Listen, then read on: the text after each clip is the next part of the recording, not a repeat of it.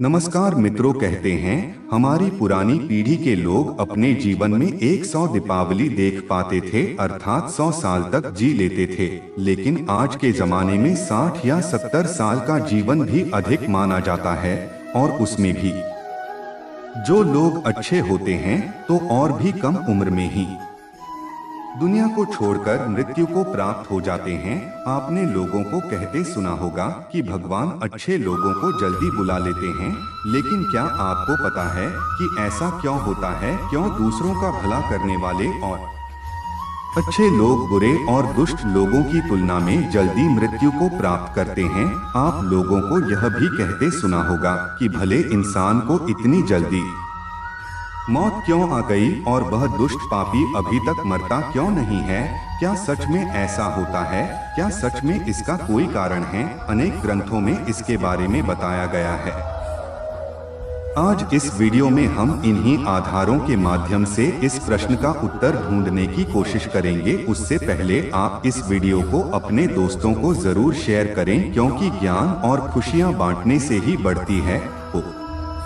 चलिए वीडियो शुरू करते हैं।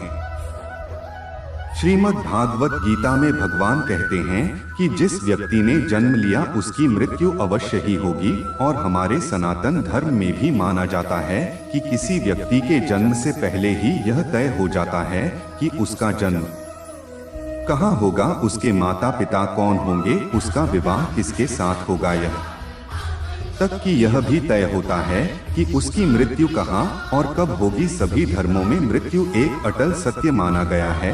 जिसने जन्म लिया है उसे एक न एक दिन मरना ही पड़ता है। किसी का जीवन या मृत्यु भगवान के हाथों में होता है। आपने या तो जरूर सुना होगा कि जितनी चाबी भरी राम ने उतना चले खिलौना, अर्थात हम खिलौना है जिसकी चाबी भगवान के हाथों में होती है और सभी चीज उनके इच्छा से होती है।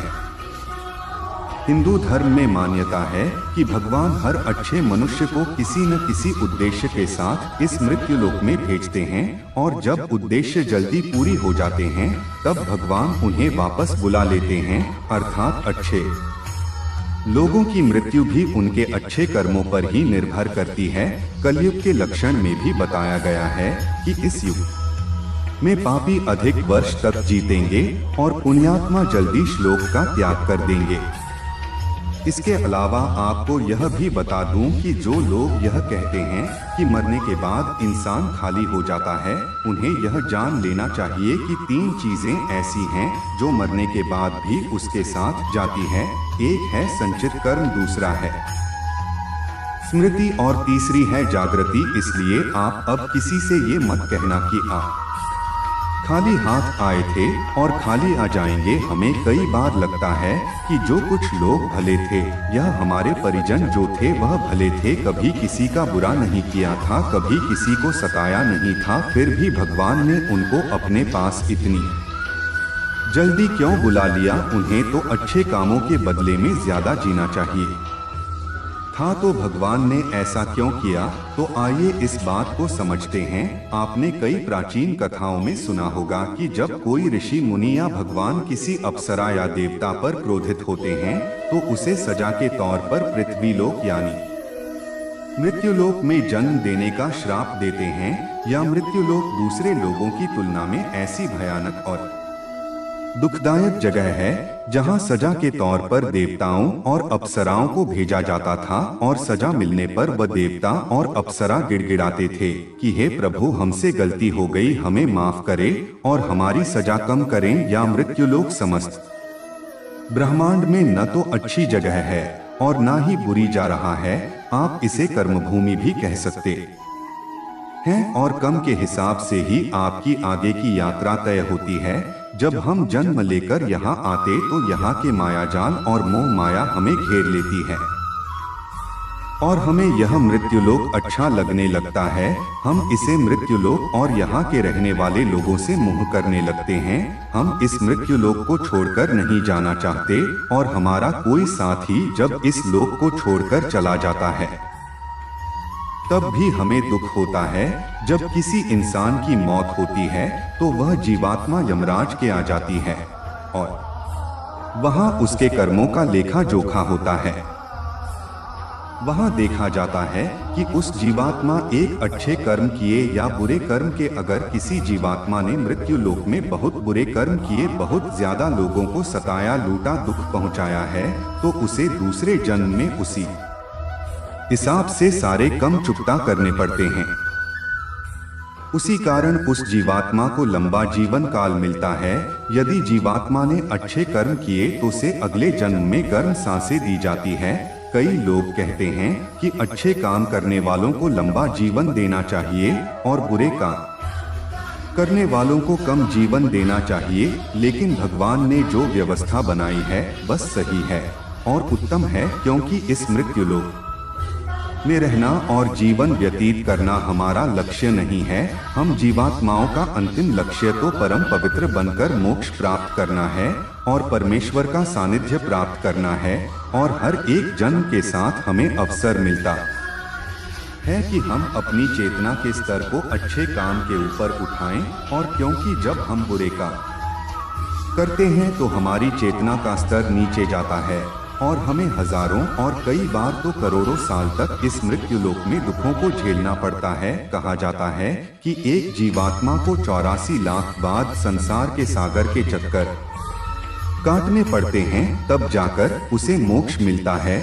लेकिन जो जीवात्मा अच्छे हैं, भले काम करते हैं, वह जीवात्मा जल्दी से जल्दी शुद्धता प्राप्त कर लेते हैं और कुछ जन्मों के बाद मोक्ष प्राप्त कर लेते हैं। इसलिए परमात्मा उनका जीवन काल गर्म रखता है ताकि वह जीवात्मा इस मृत्युलोक के कष्टों का कम सेवन करें और परम धाम में जाकर परम शांति और परम आनंद को प्राप्त करें। और जिस जीवात्मा ने मृत्युलोक में बुरे काम किया है, उसे इस मृत्युलोक की यात्राओं को ज्यादा देर तक चयन करना पड़ता है और कई हजारों लाखों जन्म के बाद भी उसकी आत्मा पवित्र नहीं होती। तब जाकर उसकी आत्मा को पवित्रता मिलती है, तब उसे परम धाम की प्राप्ति होती है।